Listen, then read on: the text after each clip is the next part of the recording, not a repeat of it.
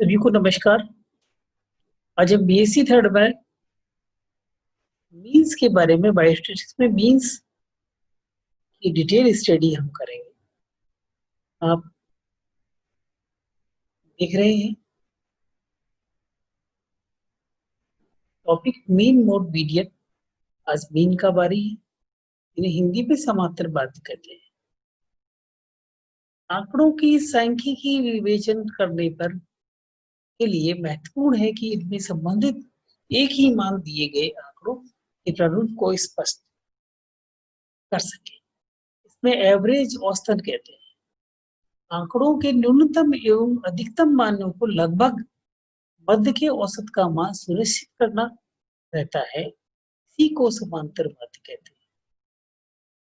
समांतर माध्य मीन ज्ञात करने के लिए समस्त मदों के मूल्यों का योग और मदों की संख्या का भाग लगाया जाता है और इस तरह से ये सूत्र आता है।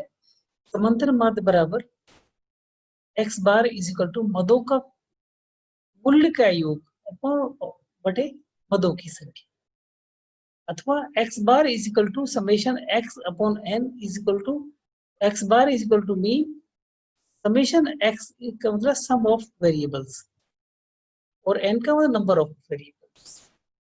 यदि श्रेणी खंडित हो तो समांतर माध्य का सूत्र चेंज हो जाएगा। x bar is equal to summation fx upon summation f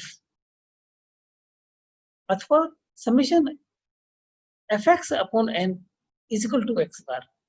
यहाँ x बार का अर्थ है कि समांतर माध्य अथवा मीन, समेशन इट मीन्स योग, और समेशन fx मतलब चर के मान एवं संबंधित आवृत्ति।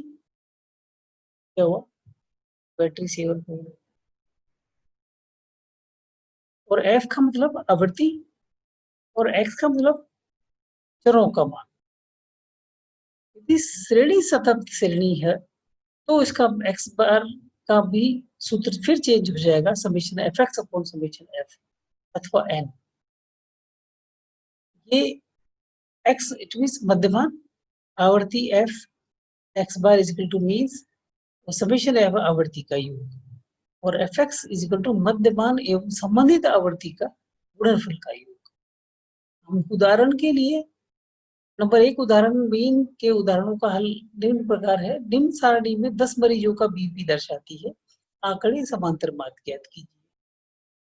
और संख्या n का अर्थ है 1 से लेकर 10 तक और बीपी है जो 70-80 mm प्रति hg है। 80-90-90 80-100 100 70 80-90 जब इसका सम करते हैं तो 850 होता है और टोटल n का मान है 10। जब सूत्र में रखेंगे summation x upon n is equal to 850 upon 10 बराबर 85। तो बीपी मीन है वो 85। इसका दूसरा उदाहरण निम्न आंकड़ों में मरीजों का बीपी का मीन ज्ञात कीजिए। बीपी दे रखे 140 70 170 100 120 80 180 130 110 150 160 190 और नंबर ऑफ पेशेंट है जो 2 4 5 10 12 3 5 सॉरी अगेन 2 4 5 10 2 3 5 4 3 2। यहाँ सूत्र लगेगा x bar is equal to summation F X upon summation F. अब देखिए बीपी है 140, सीरियल नंबर 1 to 8, मरीजों की संख्या जो अथवा जो एफ है जो वो 2, 40 इंटू 2 करेंगे तो 280 होता है। ये एफ एक्स हो जाएगा। इसी तरह से ये सबका एफ एक्स निकालते। उसके बाद 10 तक आंकड़े हैं। Summation X bar is equal to summation F X upon N. इसका जब टोटल करते हैं ये 54-20 होता है और ये फ्रीक्वेंसी का टोटल करते हैं 40। 54-20 बटे 40 बराबर 135.5। ये इसका। इसी तरह से ये सतत श्रेणी के लिए समांतर ज्ञात मान ज्ञात करने के लिए सर्वप्रथम प्रत्येक वर्गांतर का मध्यमान मिड वैल्यू निकालना, श्रेणी में परिवर्तन कर लिया जाता है। प्रत्येक वर्ग की ऊपरी और निचली सीमाओं को जोड़कर इसमें 2 का भाग लगाते हैं। मध्यमान ज्ञात करने का अभिप्राय है कि यह मान उस श्रेणी का वर्ग के सभी मानों का प्रतिनिधित्व करता है। निम्न सूत्र की सहायता से सतत श्रेणी का मीन ज्ञात summation fx upon summation f। उदाहरण आप देखिए समांतर मान ज्ञात करने का। उदाहरण 1 है, ये x है जो बीपी है लोगों का 60 से 70 के बीच में और मरीजों की संख्या है 4, अथवा 70 से 80 के बीच में 5 मरीजों का ये बीपी रहा। इसी तरह से ये सारे आंकड़े 150 से 60 तक 2 मरीज थे, 140 से 150 तक 2 मरीज थे, 130 से 140 एक मरीज था। इस तरह से ये f का मान, इनका समीशन करते हैं तो इसमें सूत्र x बार fx अपॉन समीशन f लगेगा। अब आप ये देखिए 60 से 40 का मध्यमान निकालें तो दोनों को जोड़ के 2 का भाग देंगे तो 65 आया।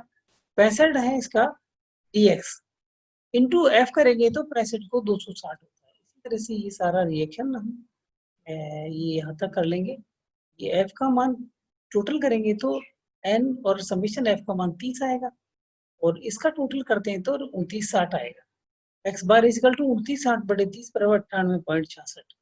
ये इसका बीपी रहा। अब हम ये 1999 में राजस्थान यूनिवर्सिटी में ये सवाल आया था जो उदाहरण नंबर 2 में दे रखा है आपको।